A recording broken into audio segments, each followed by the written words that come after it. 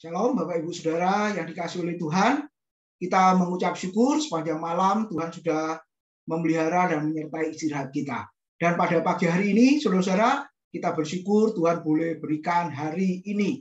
Dan sebelum kita melakukan segala aktivitas kita, Bapak Ibu, kita diingatkan oleh kebenaran firman Tuhan sesuai dengan bacaan kita hari ini, yaitu di dalam 1 Samuel pasal yang ke-18, ayat yang ke-10 dan ayat yang ke-11, Bapak Ibu. Saya bacakan di dalam terjemahan Indonesia literal yang berbunyi demikian.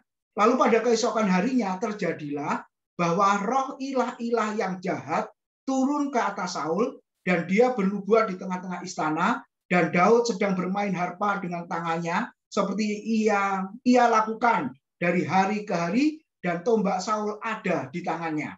Lalu Saul melemparkan tombak itu dan berkata, "Aku ingin menancapkan Daud bahkan ke dinding." Tetapi Daud mengelak dari hadapannya sampai 2 kali. Bapak Ibu, kalau di dalam terjemahan baru, di situ dikatakan roh jahat yang daripada Tuhan. Nah, kalau kita melihat di dalam terjemahan baru, Bapak Ibu Saudara, seolah-olah roh jahat itu berasal dari Tuhan, saudara-saudara. Tapi di dalam terjemahan literal tadi, kita boleh melihat ternyata bukan roh jahat yang daripada Tuhan, memang ada yang namanya roh-roh jahat. Nah, kenapa saudara-saudara hingga pada Saul dan akhirnya Saul mau membunuh Daud, Bapak Ibu Saudara. Kalau kita belajar Perjanjian Lama, yang namanya Roh Allah memang tidak pernah masuk di dalam pribadi orang yang bersangkutan. Kenapa, saudara? Di dalam konteks Perjanjian Lama, Roh Allah itu di luar. Roh Allah hanya hinggap di atas kepala, katakanlah hakim, saudara, raja, nabi, imam, dan kepada orang tertentu, untuk tugas yang tertentu, saudara-saudara, dan untuk jabatan tertentu.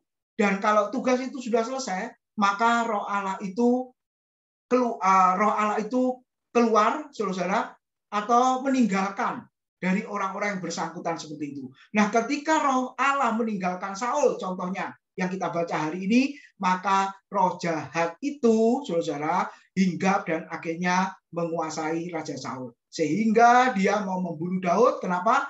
Kalau kita lihat ayat di atasnya, ada pujian yang diucapkan oleh orang Israel ketika Daud menang mengalahkan Goliat. Pujiannya apa, saudara?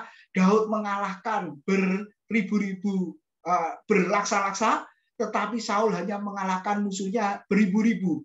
Nah, itulah yang menyebabkan akhirnya Saul dengki, benci kepada Daud. Nah, Bapak Ibu, ketika roh jahat itu masuk, maka kedengkian akan muncul, keinginan jahat itu akan muncul. Tetapi sebaliknya, kalau roh Allah itu ada, saudara-saudara, maka roh Allah yang akan menguasai dan hidupnya pastilah sesuai dengan kehendak Tuhan. Bapak Ibu Saudara, kalau di dalam Perjanjian Baru, Roh Kudus yang dicurahkan di dalam hidup kita bukan di luar atau hanya hinggap, saudara-saudara, tetapi Alkitab mengatakan diam di dalam kamu, masuk di dalam kamu. Itu yang dikatakan Tuhan Yesus kepada para muridnya. Jadi saudara-saudara, saya dan saudara orang Kristen yang hidup di dalam Perjanjian Baru, kita sudah memiliki roh Allah. Biarlah roh Allah itu terus memimpin hidup kita, menguasai hidup kita, saudara-saudara, memenuhi hidup kita, sehingga kehidupan kita sepanjang hari ini dijauhkan dari yang namanya perasaan iri, benci, saudara-saudara, saling bermusuhan, dan lain sebagainya.